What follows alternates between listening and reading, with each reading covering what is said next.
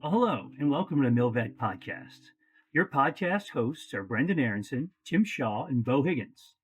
We are military veterans, entrepreneurs, and investors. But most importantly, we strive to empower military service members, veterans, and their families. We believe that all veterans deserve a career that fires them up, a career in which you can learn, you can earn, and you can build a world-class network. On this podcast, we interview civilian and military veteran leaders who are incredible founders, writers, thinkers, and investors. My primary goal is to inspire you to achieve great things. Let's dive into today's episode. Well, hello, and welcome to another edition of the MilVet Podcast. I am your host, Beau Higgins, and I have the pleasure to be joined by my friend Mack Ohlinger to talk about his journey to where he is today. For those that may not be familiar with the MilVet or just tuning into the podcast for the first time, the MilVet is a company that provides an executive pathway for veterans to get into the private equity venture capital founder space. If you are interested in getting into the space or learning more about what we do, I encourage you to check out TheMilVet.org. You can sign up for our newsletters. You can check out our podcasts. You can see all the open roles that we have available. Definitely check it out. If you're a company looking for great veteran talent, I also encourage you to check it out. We can help with that too. But today, we're here with Mack to hear about his journey. And Mack, I'd love to hear about a little bit, quick intro about you and what you're doing today, man. Yeah, well, it sounds like this podcast is for me. We are a company looking for great veteran talent as well. So no, thanks so much for having me. Great to be here. So Mack Ohlinger, CEO and co-founder of Dunedain Systems. So we build operational agents for the warfighter. Think military decision-making process, ConOps, MFRs. I'm speaking a completely foreign language unless you've filled a staff role, and at which point, hopefully, I'm speaking your language. So thanks for having me aboard. No, it's awesome, man. I'm excited to dig into that some more and talk about what you're doing today. But before we get to where you are today, let's back it up to the very beginning and talk about how this journey started for you. I know you obviously went to West Point, but what was the motivation for you to go there? Did you know from the age of a little kid you wanted to be in the military? Was it family? What was kind of your, what started it all for you back in the day? Yeah, I think it did start when I was really, really young. Unfortunately, if you go and audit my past, there are a fair number of Halloweens where I dressed up in BDUs and was running around while everybody else was dressed as Batman and Marvel superheroes. So yeah, I think from a very early age, I grew up in the country in Kentucky on a horse farm. I think very fertile grounds in the rural, almost South, to be compelled to service. So I always kind of had it in my head that was where I was going to reach for. I didn't know if it was going to be ROTC or West Point. Applied to West Point, got in. Kind of seemed like a no-brainer as soon as I got in. And from there, sorry, that was the entirety of the question though. That's what called me there, right?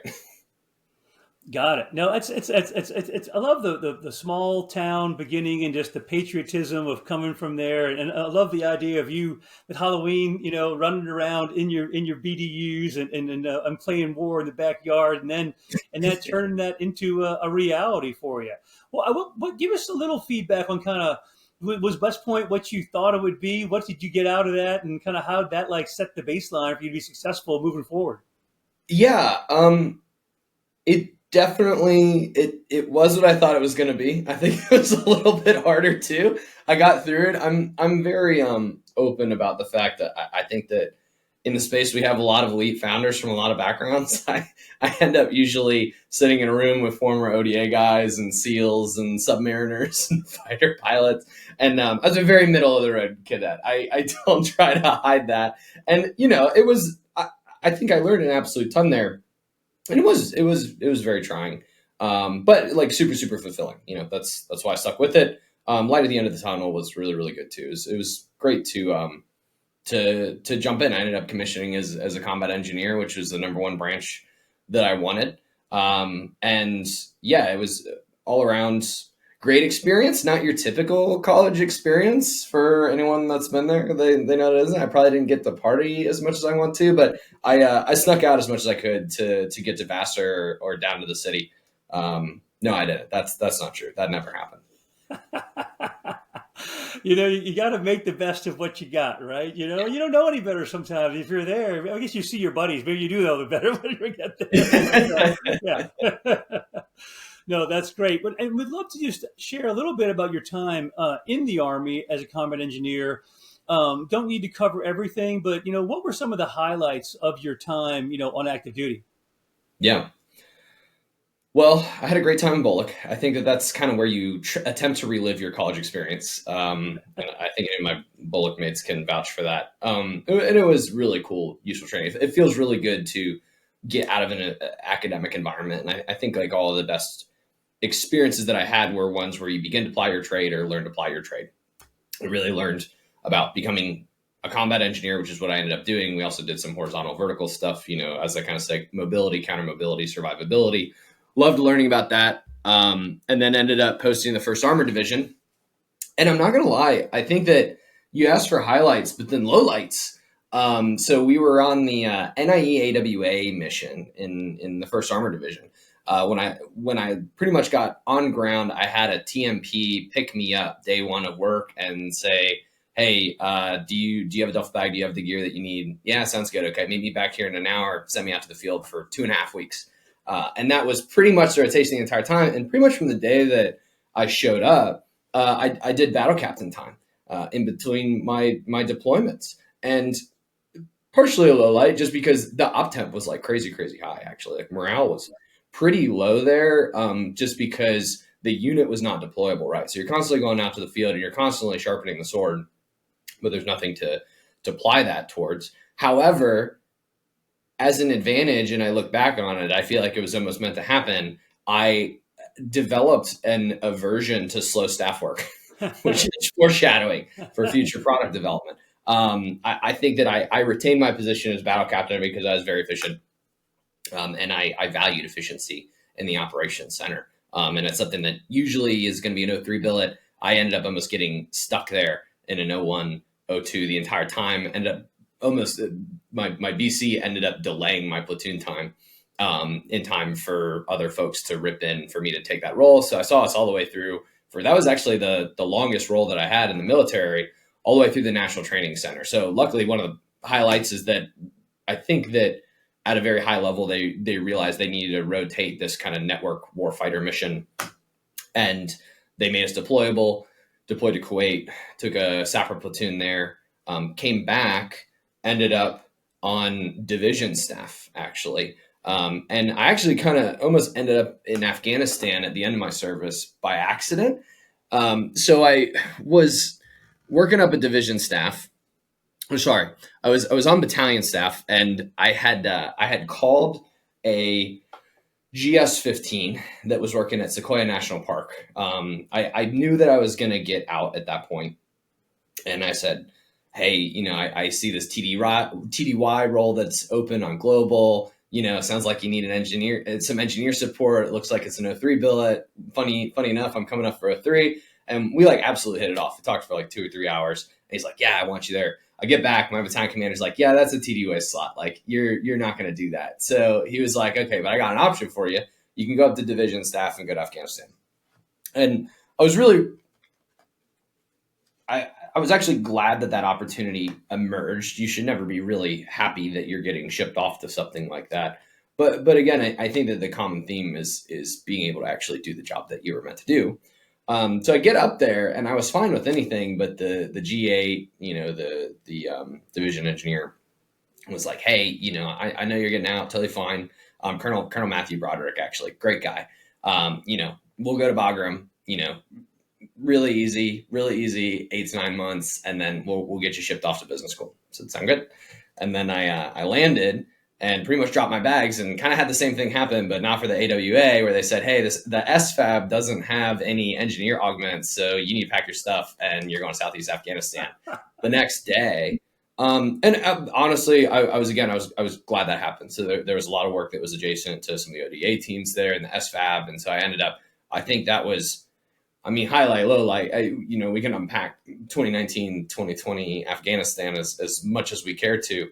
But being able to get outside the wire, do my job, advise the 203rd Corps, the Afghan National Army, that was something that left a significant impression on me. And then, that was pretty much, luckily you can kind of compress my service into a couple of vignettes, unlike some of the other folks that I work with and engage with on a day-to-day basis. Did 6 years.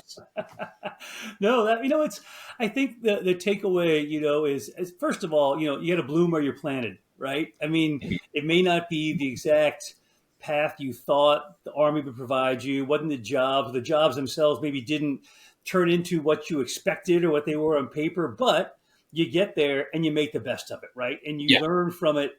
Again, to get into a place where you're in charge of processes and being in the battle captain role, obviously has set you up for success down the line. You maybe didn't see it at the time, but in retrospect, you say, that was actually something that set me up for where I am today. So I think it's important that you have a good attitude. Just keep learning. Take one day at a time and learn from those experiences and learn from the good and the bad. I think you highlight that, right? Not everything's expected, but you can also get a lot out of things that are seemingly negatives, right? But turn them into a positive moving forward. And obviously, I think you're right. That, yeah. It kind of takes like venues like this to like reflect too, because sometimes I'm not advocating for this. Sometimes I feel like a dog chasing cars, but looking back on it, I think you're 100%. I think that's kind of the first message to the audience in general is if you find yourself in a wet, dimly lit foxhole with no change of socks left, wondering what am I doing here. Sometimes I think the greatest opportunities that I've had have come from seemingly the most off-piste situations. Yeah, no, definitely. If you keep that attitude, and again, I think everyone, most everyone that I have on the podcast, they have learned from the suck, right? Learn from those difficult times and the ability to grind through it, and put your head down and make it through that. I mean, if you're going to be a founder, you're going to have to do the same thing, right? It's going to be some lonely days and some things that maybe aren't the greatest. But if you can just put your head down and get through it and learn from it and pivot when a wall truly comes up and go around it, I mean, that's what you got to do, and you learn that early. So that's great. Great experience. That's one of the biggest struggles too, is learning to delineate those two things as well. Like, where do I need to just put my head down and bolt through something, and where do I need to adjust? Yeah. Right. And I think that I think I'm jumping ahead of myself, but one of the lessons or one of the ongoing lessons that people almost have to teach themselves, because it's very personality dependent. I don't think that there's really rules of thumb there, is that the military teaches us the latter very, very well. Right time, right place, right uniform, get it done. Doesn't matter how much sleep you have, it doesn't matter how you're equipped, like you're given a mission and you got to execute on it. In the private sector and in founding companies, it's not exactly the same, right? Like sometimes I think that more often than not, founders fail because they don't put their head down and they don't try hard enough. Yeah. However, I've definitely seen the founder version of somebody beating their head against a brick wall for 3 years when they could have just walked around it. Right.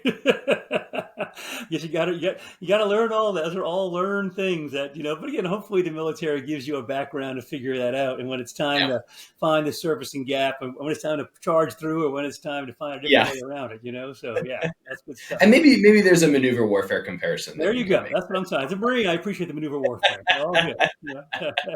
War fighting, baby. Well, you obviously knew before your last deployment that you wanted to get out, or were planning to get out. Did you know what you wanted to do as you were transitioning? Let me talk about what was your transition like? What you expected? Did you plan ahead for it? Kind of what did that look like? I want to assure people listening that I had absolutely no clue what I wanted to do. And I hope that's resonant with some folks that are listening. I think I kind of took the business school parachute route where it's like, I don't know where exactly I want to jump in. I think business school is fantastic.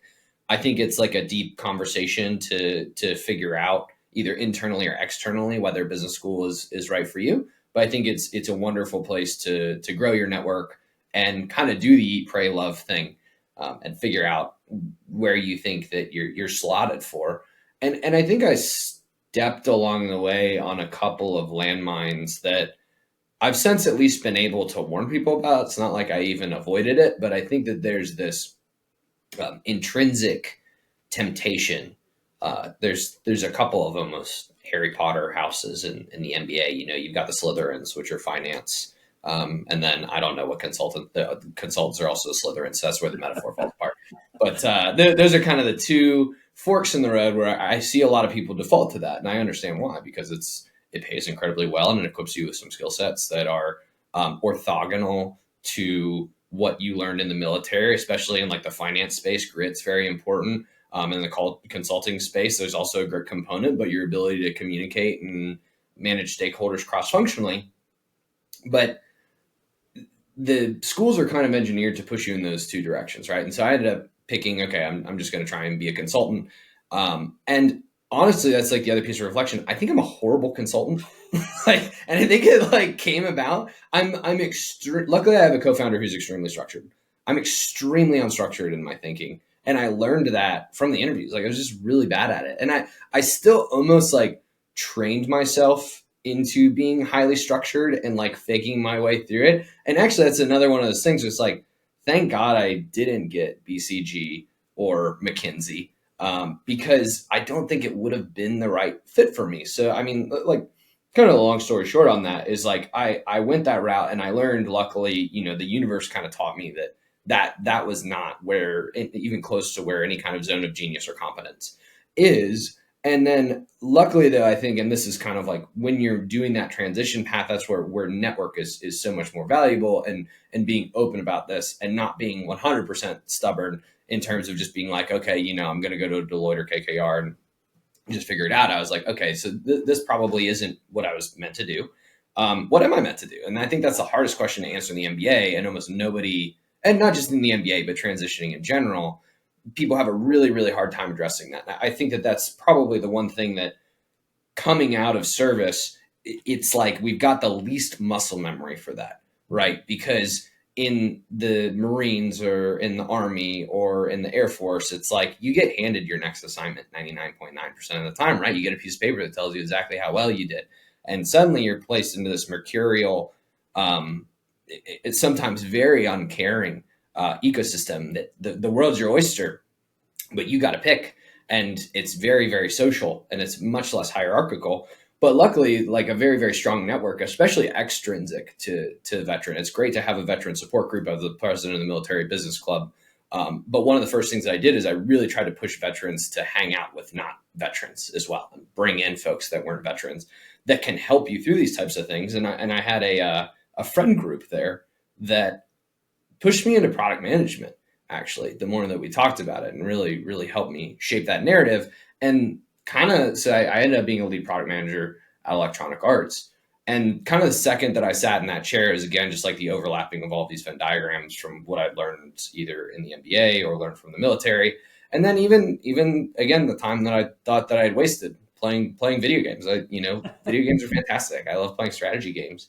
Where it was a huge boon. And it went from, doing it, for anyone that's gone through the consulting gauntlet, these deep 45-minute case studies that are deeply stressful, and they're making you do a bunch of mental math and asking how many cows can fit in this barn and how do you monetize the methane and all this kind of nonsense. They were kind of case studies, but they felt super conversational. I didn't have to write anything down, and just kind of blew through it and got the job. So I hope somewhere in that rambling anecdote, there's something. I think some good points to take from there. I think, the thing, that you take from that is it's important as you're going through the process to figure out what you do want to do. It's just as important to figure out what you don't want to do. Right. Yeah. Because again, I think maybe people have an idea of, this is the typical path that people take. They go from here and they go a job like that, and they go to Wall Street, or they go to consult, but it doesn't have to be that way. And to be self-aware enough to realize, like, yeah, I mean, I could do that, but I'm not going to be happy doing that. Right. So yeah. I think that's actually, good on you for being self-aware enough to say, could you have done it? Yeah, you could have done it. You could have grinded through it, and it probably would have been fine, but you wouldn't have enjoyed it.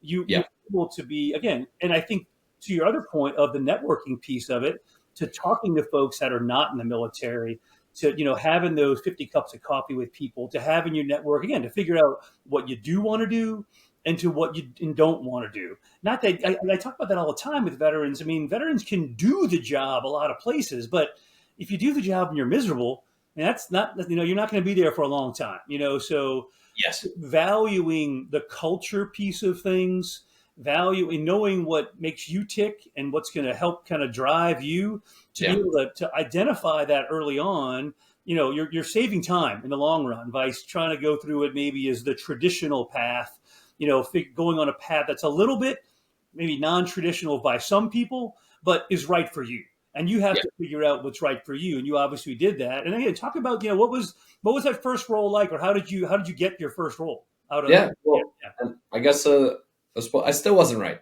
that's okay. because I ended up starting a company. So I don't know. Sorry. I guess it's a rolling catastrophe right now. And all the experiences were super, super valuable. But to your point, I was constantly doing that assessment again, even in my first role. And I guess like one note before I launch into it is on the networking piece. I would have found this very valuable when I was starting out. I do notice, I still network a lot. I have to network quite a lot, right? And I think that you also need to think about shallowness and depth. So then the next landmine that can be stepped on is I try to pick up the phone as often as I can, especially for veterans or grads or folks that are even in the MBA that were from my MBA that are interested in the defense space. And I think I run into two archetypes. I run into the first type, which has a genuine like interest in what is being built and you can tell that they're very passionate about the vertical that I'm working in at any given time. People reach out to me about gaming, people reach out to me about defense.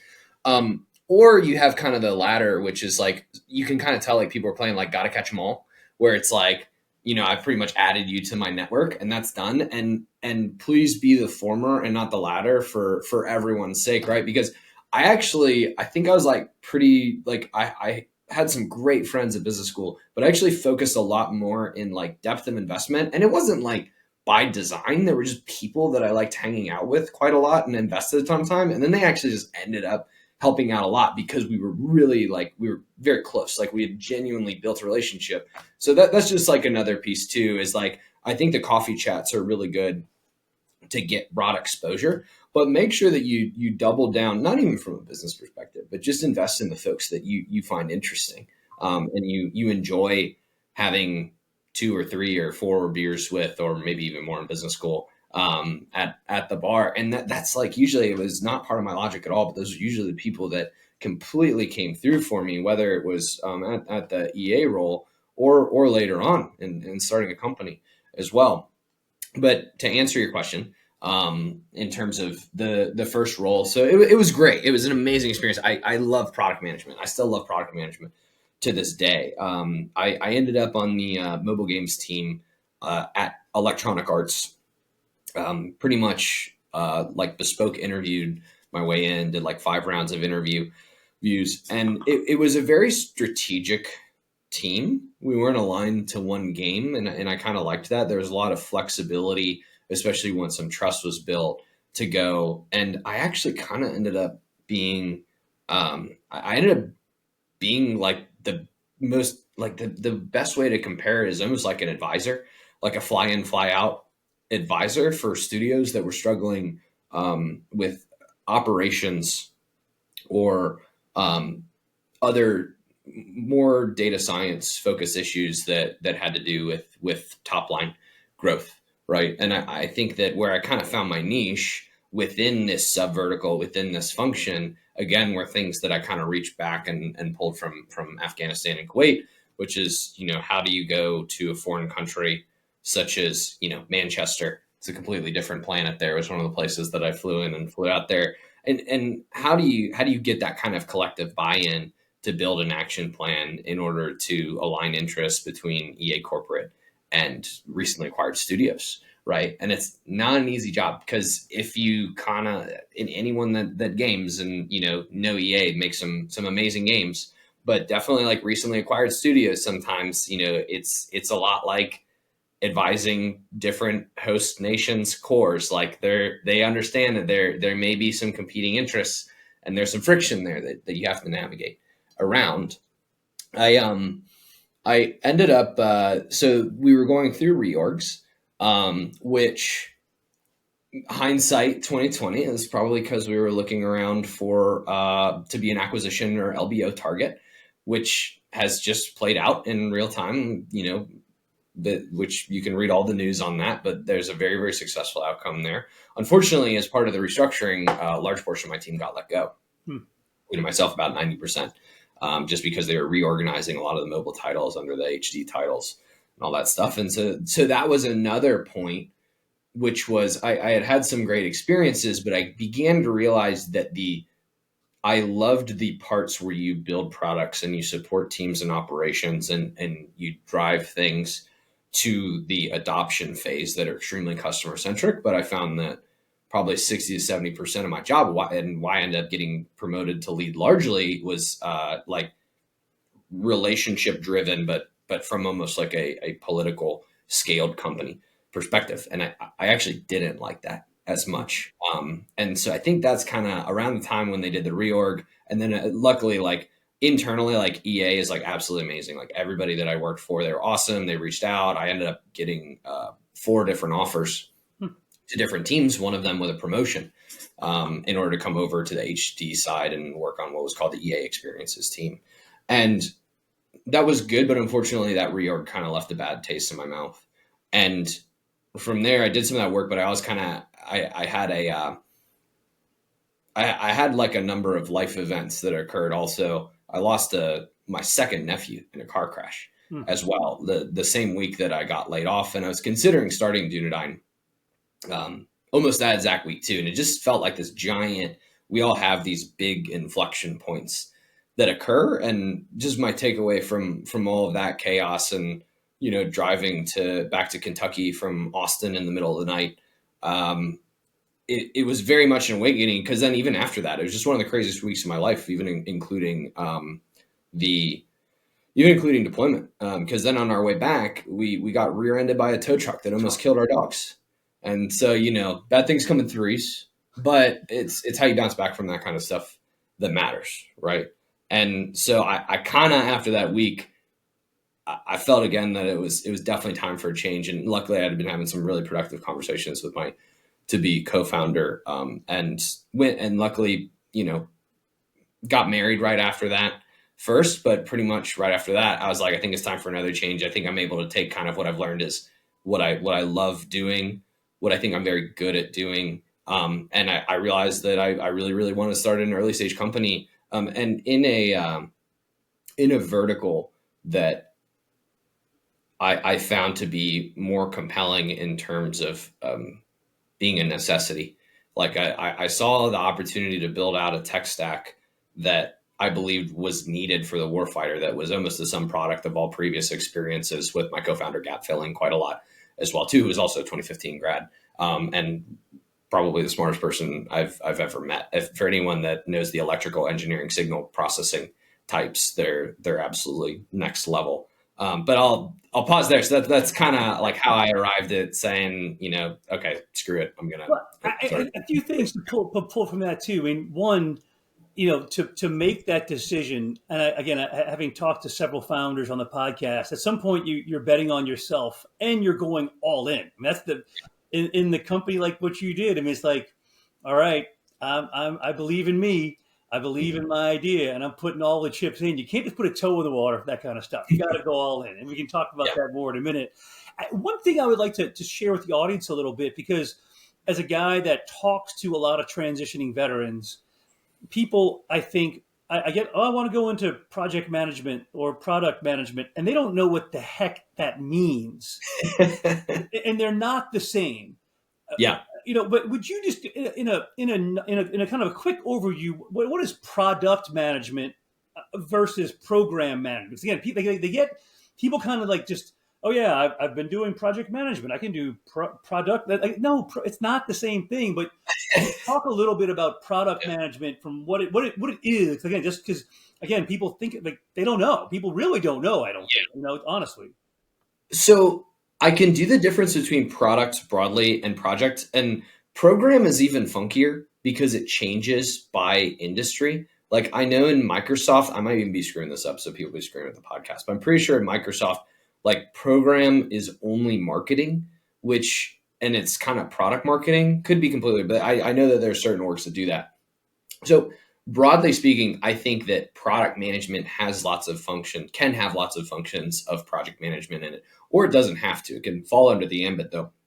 But usually the way I describe it is in terms of outcomes.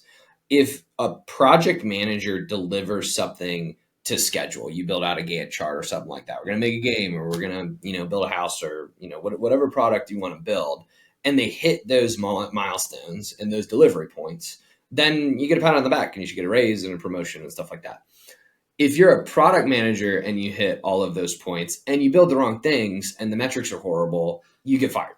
You should go, basically. And I think that's the simplest way to put it. Is there's a bit more of typically a holistic responsibility. Now there are lots of sub functions of product management too, because it's basically, I think it's a lot larger of a focus on the holistic business outcomes of the product, and there can be more technical components of that are more roadmap focused, or you can be completely on the non-technical end of the spectrum, and you can be doing like product marketing, which is very, very focused on top of funnel and the adoption of the user base. And then sometimes it can move all the way down through. But a lot of the times what I think about is good product managers, I think, are very obsessed with funnels and are often very, very metrics driven as well. And I think that different types of product managers can inhabit these different levels of the funnel as well. And again, like, this is still super, super high level, can be very org dependent. How NVIDIA treats they only do technical product managers. They don't do non-technical product managers versus Electronic Arts versus Microsoft. It can be quite a confusing ecosystem. So usually I just stick to like project. If you follow the Gantt, that's why like project like works really well straight out of military. Like project is pretty much one-to-one with like a lot of our military functions are project management. I mean, even receiving an order in MDMP is almost like you get your end state and you get your timeline. And if you achieve that, and the battle goes poorly or the war goes poorly, as a lieutenant or captain, you're like, that wasn't, I mean, I know we can have conversations around strategic corporals and all that stuff, but we don't have to GWAT out right now. But hopefully that kind of answers the question. No, I think that's, I mean, really the takeaway for me is product. Even if you hit your milestones in product management, if the customer isn't happy, if it isn't a good experience on the back end, you fail. So there's just it's a more holistic approach to it. Advice, just the kind of regimented, okay, yep, I did these things. I was under budget. I was on time. Great. Yeah. That's awesome. But if the end of the day, the product wasn't well received or adapted, then it's a fail. I mean, it's a distinction there that I think people don't often talk about. That was a great way to break it down. All right, let's move back, fast forward to you had all these kind of life events, and it's like, okay, it's time for me to, found a partner, have something I believe in, have an idea. I mean, in a nutshell, what was the idea? I mean, again, I know you've talked about it a little bit already, but what was the baseline idea or problem that you were trying to solve? And I'd love to hear, if that's changed over time too, to where it is now. Because usually they do more in some way, shape, or form. But I'd love to kind of hear what was like the genesis idea to go off, and this is the problem statement we're going to work on, and how is that kind of gone from that initial idea? Yeah, I think that at its base, like the vision of the company's always stayed the same. I think especially at the beginning there were a series of micro pivots that I can push through, is because Matt and I both come from a product management background, so we kind of had that flexibility to read the field.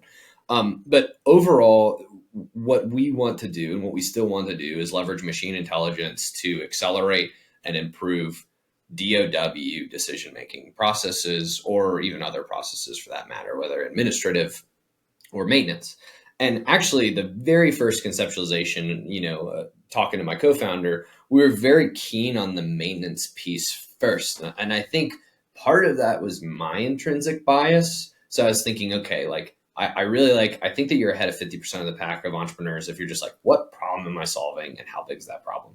You'd be shocked, especially in a bull market, how many people skip that step. And then they do something that's called solution solving, where they're like, I built this thing. It's like, okay, what problem does it solve? So I saw a couple of problems across the DoD that had some common technical components. So the first one that I thought of was maintenance, right? Especially for a heavy unit. So any of the light bubbas, and maybe the Marines, the devil dogs that are out there, you got one or two Humvees. We don't really care. We ruck everywhere anyways, or we just jump out of an airplane and then we just show up and figure it out. in like 180 armor land, you live or die by your pace or slant. Like if your vehicles don't roll, you're absolutely combat ineffective. And, there's a death before dismount sort of culture, which is a problem because I knew internally that we were rolling out to the National Training Center, or even when we shipped all of our equipment over to Kuwait, that we were sitting on like a 25, 30, 35, 40, maybe best day OR rate, where it's just before we even leave the Rubo or motor pool, we're basically combat ineffective. And so I think there's a lot of improvements that can be made there. And I think there's a lot of fingers to point everywhere for why that is. But I definitely noticed that even at the very, very ground level, these what are called 10 level tasks, where the soldier themselves, like when I was a sapper platoon leader, we had a Bradley.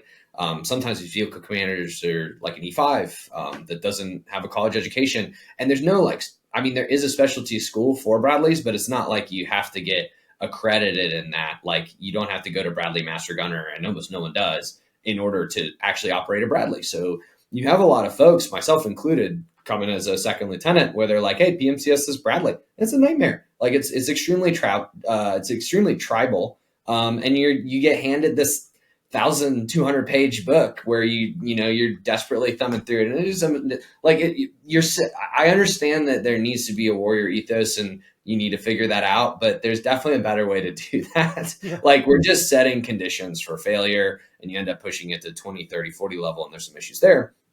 So the very initial concept is like, hey, we can leverage, this technology that's like pretty commonly known now called retrieval augmented generation, where we can take this corpora of training manuals and all this different stuff, and then we can build a model that can retrieve that data to a fine level of granularity to kind of help, you can get on your phone, how do I go through this? And then we're going to have to do the paperwork for that as well, the 5988 process for folks that are familiar with that, because you got to write it down, you got to find the part code, and you got to go back and forth, and people mess that up all the time.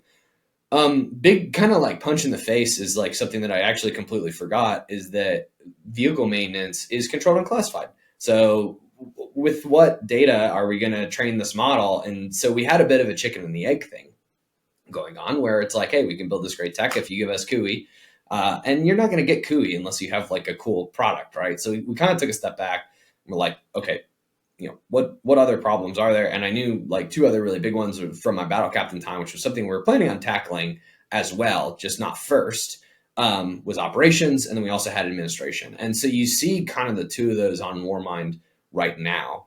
We're diving deeper and deeper into operations, but what we realized we had was military decision-making process, and a lot of these things that folks are stepping through operationally on a day-to-day basis, the data is classified, but the processes are not. So we can still begin to build a platform where we are accelerating these processes with machine intelligence and improving them without being bottlenecked by CUI. And that was kind of what formed the basis of the Warmind open beta that's out there today, beta.dunedainsystems.com, shameless plug. And then also we layer in QOL improvements from stuff that we experienced as junior officers that we think will be valuable for NCOs, and especially junior officers, probably all the way up to major, though, where you can do your counseling statements on there and your awards as well.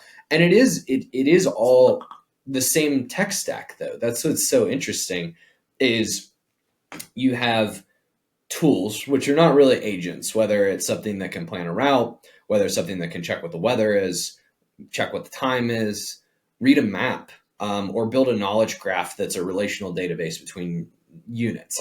You see lots of little microcosmic features that emerge across the entire ecosystem that look like that. And so sometimes, we take them from Hugging Face or something like that. But the real art is in building an agent that can condense all of those tool calls into a single cohesive product for the warfighter. And I think that's where the DoD really, really struggles right now, because you don't just have the tools that are like checking the weather at time. You have actual tranches of data that are also tools as well. And I think that's an insight that we had very early on working with our prototypes, is that currently, I think one of the biggest complaints about models for people that are really, really deep in AI is that this thing just doesn't understand who I am fundamentally. Like it doesn't understand where it is. It doesn't understand who I am. It doesn't understand who my unit is, and it doesn't understand what my branch does. And that data is extremely mercurial, for lack of a better word, because it changes all the time. And so without digging too much into the technicals of it, the current processes for how you modify models are too compute intensive. And we have a solution out there on the market right now that enables you to put your personal information in there, your unit task org, your unit doctrine, and your branch doctrine, and multiple data hierarchies of unit doctrine as well, because company doctrine is different than battalion, is different than brigade. And so I just described this whole soup of tool function calls. The critical piece that everybody is missing is this orchestration component, is what it's called. It's usually actually a network of LLMs that are solely responsible for deciding how to outline, how to accomplish a complex task, like writing an op board is very, very complex. There's a lot of tool calls involved in that. And then deciding the sequence at which to call all of these tools. So for an op board, you're going to need to know the weather. You're going to need to know your own unit's doctrine. You're going to need to know your task org. You're going to need to know what time it is. You're going to need to have to build a timeline. So you're going to have to be able to do math. And so I've rattled off like 6 or 7 off the bat, and we're getting to like 20, 30, 40, 50. And we quickly saw that the biggest piece that everybody's missing, that is, it's a gray elephant if you build the systems, but it's not obvious at all until you do build the systems, is this orchestration component. And so that kind of became what is largely the proprietary layer of the platform to this day, is this AI component that can specifically, for these situations that pretty much only the warfighter's in, which is why it's not going to come commercial off the shelf, be able to be like, okay, I need to write an op board. I need to query these different accounts, and I need to call all of these different tools in order to, at the end of the day, give you a viable order. That's the difference. And that's why we really shine when we go and prototype in the field, is because anybody can spin up a thin wrapper to write an op board. But it's junk if you don't go with this technical architecture. No, that's, again, I think at the end of the day, you've been there, done that. That's the beauty of this, right? You did it the old fashioned way. You were frustrated by it. You knew what the problem was. And I think, to a great point, the maintenance piece of it, so complex, not one person can keep their hands around all that. But whether it's maintenance, whether it's operations, whether it's admin and logistics, to have all that at the thing, I mean, it's time saving. But at the end of the day, I mean, to me, it sounds like it's just a way to save time to allow you to then focus on the mission or other things. Is that fair to say? The goal of all this is to compress the timeline for the making the sausage, right? I mean, is what you don't mean. You got to do it. That takes a lot of time, a lot of effort, a lot of people. You can condense that down because the data is, you can tap into it to give you the output that then you can refine or tweak or whatever, modify from there. That's a huge advantage as far as the OODA loop and the speed of being able to act. Is that kind of where you're getting at? Yeah. It's an OODA loop acceleration other than the first two, because we don't really do observation. We do sensor ingest as well. And we live in both the CUOPS and the FUOPS function for the folks that have spent staff time, but usually these tasks are divided into current operations and future operations. And exactly, we want to accelerate this and we want to improve it. And I think that there's 2 ways to kind of elucidate on the value of a platform like that. The first is like your more bare bones, kind of like cost savings, et cetera. Kind of when our napkin math is there's at least 2 billion hours basically wasted per year on these types of decision-making processes when you net this across 2.3 million active duty service members. And then we've got even more in the reserves and all that kind of jazz. But there's also, and look, I guess to close that thought out, there's a fiscal component to that, right? Where we spend on average about $80 an hour. And I think that that's actually like fairly conservative estimate per hour per like soldier warfighter labor hour. So that's going to end up being about $160 billion a year that we're just kind of throwing down the chute. But actually, I think that that's the piece that is less compelling. There's this other piece that you're talking about with the OODA loop, where, and I think kind of the new terminology coming out of the next generation C2 ecosystem is C2 Overmatch, which I like quite a lot. And the best way that I have to describe this, bare bones, is like, if you've ever seen the Justice League movie, which is not a great movie. So it's probably not great that I'm like making that comparison, because probably a lot of people haven't, but I at least hope it was Justice League. It was one of the DC movies where the Flash is like running around Henry Cavill's Superman, and he's kind of like turned evil. I don't remember why. And he's running and he's like doing his super speed thing. And he's like, I got you on the Flash. Like, this is my power. And you see like everybody else is almost like completely frozen because he's moving so quickly. And Henry Cavill starts to slowly like turn towards him and look at him, and he can actually like move faster than him. And that's like C2 Overmatch basically, is we need to enable our battle staffs to close this OODA loop so quickly that we can hit them 1,000 times while they're still figuring out whoever are at whatever adversarial force that we're engaging with, where they have any time to react. And that in and of itself, a lot of people talk about drones and hypersonics, but that is one of the primary effects that we need to employ on the battlefield, is this ability to think and decide and act and publish orders in order of magnitude faster than anybody else on the planet. And that will be a major, major strategic advantage that we can bring to the next fight. And if we don't have it, because we are not really winning on this AI race against other adversarial nations, it's going to be extremely detrimental to the force. And I think that that's kind of the driving North Star for our dev team and for everyone on the team, really, is we want to make sure that we build technology that enables that, right? Like, we really enjoy building stuff that makes con ops for lieutenants or helps them with their awards. We want to revitalize a lot of S1 processes, because I think that there's a lot of wastage there, and I think there's a lot of appetite to remove that wastage. But I really think that the core focus is giving the DoD the battle system that they deserve, so that we don't waste time on these types of very, very currently heavyweight processes that we need in order to spin up platoons and companies in order to do what they do best. No, I love that. And certainly in this modern era of AI technology, drones, and there's so much information out there, and that is a huge advantage if you can make that happen. I mean, I remember sitting there, I'm an intel officer by trade, and back in the old days, an RFI would come in and a sticky note, and you're trying to research the answer to get it back. And it's just, and the ops guys you're well ahead of the intel guys, which it shouldn't be. The intel guys should be driving the ops, but because they're getting questions to us, and we're going to research them. But by the time we get the answers to them, it's out of sync. So if you can have the data there to help you make that decision faster, put it all and get the orders out there, and keep the intel driving the ops, so to speak, by getting all those inputs in there, what a huge advantage that certainly can be for the warfighter. Who is, at this point in time, who is your target audience for using the technology? What level? We're talking battalion level, brigade level. What is the sweet spot for utilization of this tool as of now? And maybe a bigger question is, where does it go? Does it become at a core? Or where is the sweet spot for utilizing this way you envision it?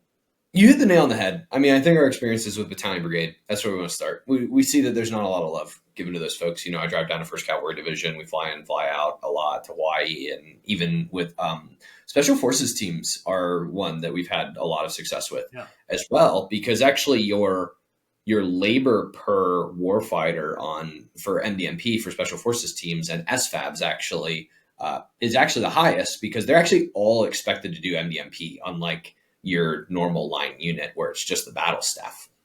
And let me tell you, a lot of these NCOs that are on the SF teams, like really a lot of people in general, but officers are just there to do the paperwork, right? So we can't complain as much.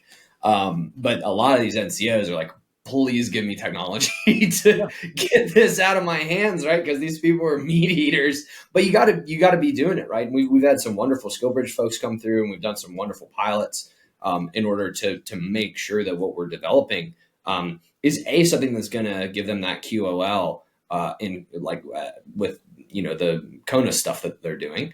But there's also value to be derived there as soon as possible downrange. And I think we're very excited in the very, very near future for Warmind to be operationalized to a limited capacity in the next couple quarters for some extracurriculars outside of the continent. I love it. I want to pivot a little bit from the technology and what you do, and focus a little bit more on the founder side of it, and just what has that experience been like? And for veterans that want to get into the founder space, any insights on what it takes to be successful in what I know can be challenging, can be lonely, can be frustrating? I know, and I mean, obviously you're fundraising while you have the technology, and you'd rather be doing. I mean, there's a lot to it. I mean, what for you? What advice do you wish you had done differently to get to this point? Anything you could share for someone that has another idea to bring it to fruition? Yeah, that's a great question. I won't belabor it, but I think the network piece is super, super important, right? And I think we touched on that before. I think that there are a number of people in my life through business school, and even through my friends from West Point. Obviously, one of them came along and co-founded with me, where there's this. It's not a myth of the solo founder, but it's almost a myth. It is a statistical abnormality. Generally, when you see these successful founders, there's a whole team backing them, usually of other founders as well. And so, I mean, this company would not even be close to existing without my co-founder, Matt. Right. And so that piece was a network piece. And then also I had a number of folks in network from LBS who had started companies before. Right. And it can be a very intimidating thing starting a company. And it can be very akin to, especially in the early days, you're very unsubstantiated. Your tech is very immature. It's very much a confidence game. You want to transition it from a confidence game into development as quickly as humanly possible. But having people that have talked that talk and walked that walk before and can coach you on how to get through kind of that talking LARPing phase, while pushing you to legitimize the business as quickly as humanly possible is absolutely invaluable, right? Because you don't want to get stuck just talking about this thing over and over and over. And I think one of the things that Matt and I are very good at is we're very good at talking in parallel and building. So that's my second piece of advice. And it's something that I look for in really any hire now that we bring aboard the team, is there's no such thing as non-technical anymore. It evaporated about 2 years ago. Right. There's varying degrees of technical. I'm substantially less technical than my co-founder, Matt. But I'm the least technical person on the team, but I can still describe our architecture and elucidate on what we're building, I hope, fairly well. And I'm still the lead product manager of the team as well. So that being said, even for the MBA or hiring our heroes folks that are listening that are interested in entrepreneurship, if you're thinking of building software, right, I think that there's software and hardware, and I can't really speak to hardware. But if you're thinking of building software and you come to me saying you want to manage software or you want to build incredible software and you've built no software in an ecosystem where you can go from conceptualization to production in 2 to 3 hours, I'm not like, that's going to be my first piece of feedback. It doesn't have to be great, right? But I actually talked to someone yesterday I was super, super impressed by, because he was like, hey, can you give me feedback on this fires agent that I'm building? Was not technical. Had used Lovable and a couple of other no-code tools to build something out that had a pretty front end and looked like it could potentially be really, really sticky. And so that would be probably my primary advice, is build the right team, have a building mentality, but then also don't pull your punches because you haven't built it yet. Figure out how to lean that process out as much as possible to derive immediate value, right? And that's kind of going back to that's why we, for the near term at least, pivoted out of maintenance workflows, even though there's a lot of value there, is we didn't want to get caught out saying something that is unfortunately fairly common in the DOW contractor ecosystem, which is, if only you gave me RDT&E funding, I would build you the coolest thing ever. We prefer to say, we build the coolest thing ever. We're even architected for full compliance. All you have to do is give us a signature. And it's ready to rip. And so I think that type of mentality can just, it can transcend defense as well. It can be anything, push code, push product, build something, get it in front of the customer as much as you possibly can, and build an engine to iterate, right? And then target a large market. That's it. I think that good investors, I genuinely believe, my co-founder actually says this, but even when I'm writing angel checks now, I'm very much the analysis is TAM being total addressable market, right? It is, and I actually don't see that from a lot of investors. I think we saw from our investors, which is very, very kind of them. But people look for traditional things that you would normally ask for a company that's more mature. Why don't you have revenue, or how many users do you have, or that kind of stuff. But at that early stage of the game, like, I would advise founders to hunt what is truly important, which is having a unique insight, having the right group of people to execute on the vision that you're laying out. And one of the best ways to show that is to start relentlessly executing from day one, and then be able to describe why the problem that you're solving is venture backable. Because I'm sure that there's other folks that can come on and talk about venture is not the only way to build a business. In fact, there's some companies you do not want to start and take venture dollars for at all. Ours is one that we want a lot of venture dollars for. That's awesome. And I hope you get those dollars. I love the point you made about the team. I've had this conversation with some other folks on the podcast about, if you're trying to be this as an individual founder, you need someone that can tell the emperor he has no clothes sometimes too, So having that someone you trust completely to tell you and be able to have those conversations is hugely important to be successful. Because if you're just, the one man show, and you don't take the feedback, you're probably, it's unlikely that the odds are against you. So I think the team piece of it is massively huge. It's a big struggle, right? It's another, I think that especially starting companies, but just life in general is very much full of paradoxes. And one of them, to your point, is run really, really flat. I think that's just the new meta basically for businesses. You see that all the way out through IPO. It's how Musk and Jensen Huang run their businesses. And especially at the early stage, unfortunately, that seems to infect most folks at some point, but you have to be as low ego as possible, but as high conviction as possible. Yeah. And those two things, that's like extremely hard to juggle. So keep me in check, honestly. So I think I'm doing all right now, but I think you see a lot of founders where it's very tough to gaze into that abyss and project how important this vision is without beginning to believe in your own intrinsic, superiority, right? Because that's basically what you're preaching for your entire team. And that's what I preach when I go to bat with venture folks. So it is another paradox to watch out for that's really hard, is like, how do you be super low ego while being super high confidence? Not the expert on that, but no, that's great insight. A tough dichotomy, but as the key to success. I think that's a great point you bring up. As we get ready to close out, I'll be curious. What does success look like for you 2 years from now? Maybe it's 3 years from now, but if we talk in 2 years, where do you hope to be, and what does that look like? Yeah, it's all in the metrics, right? I want a Warmind account for every single DoD user, and I want to accelerate MDMP from 12 to 24 hours to under an hour, hopefully 30 minutes. That's the internal target. So mark my words. I love it. I love it. I can't wait to have Warmind at everybody's desk and Dunedain to be crushing it as soon as possible. As we get ready to close out, any last words, thoughts for again those you've shared a lot, but like last words for those transitioning veterans out there, folks that may be in the place looking to get their own thing going, last words of wisdom?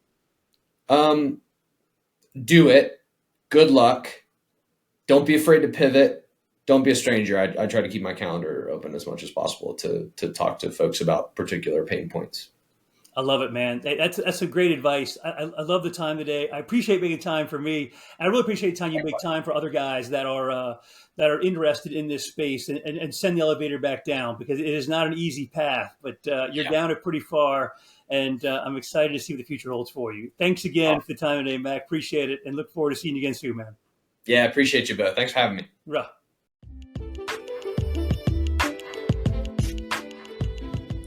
Thank you so much for taking the time to listen to this episode. For more content, follow us on Instagram @TheMilitaryVet or on LinkedIn. Join us at an upcoming event or learn more on our website, TheMilVet.org. Feel free to email us directly at leadership@TheMilVet.org. Thank you so much and take care.